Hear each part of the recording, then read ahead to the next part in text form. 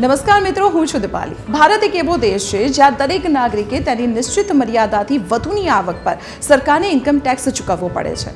પરંતુ શું તમે જાણો છો કે ભારતમાં એક એવું પણ રાજ્ય છે જ્યાંના મૂળ રહેવાસીઓને પોતાની કમાણી પર એક પણ રૂપિયો ટેક્સ નથી આપવો પડતો? જી હા, આ રાજ્ય છે સિક્કિમ।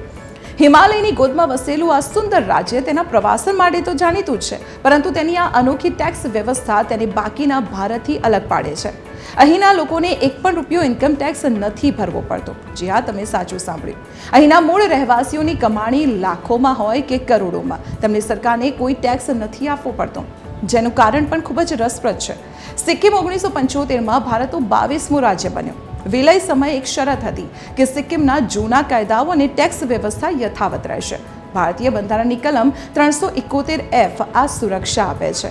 ઇન્કમ ટેક્સ એક્ટની કલમ 10(26) મુજબ સિક્કિમના મૂળ નિવાસીઓને પગાર, બિઝનેસ કે ડિવિડન્ડ પર પૂરી છૂટ મળે છે। પણ થોભો, આ ફાયદો દરેક માટે નથી। આ છૂટ ફક્ત સિક્કિમના મૂળ નિવાસીઓ માટે છે।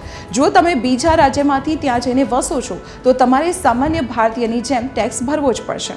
અને હા, જીએસટી અને પ્રોપર્ટી ટેક્સ બીજા ટેક્સ તો છે જ ખરા, છે ને એકદમ આશ્ચર્યજનક। તો આવી જ મહત્વપૂર્ણ ઇન્ફોર્મેશન માટે જોતા રહો TV13 ગુજરાતીનું ડિજિટલ પ્લેટફોર્મ।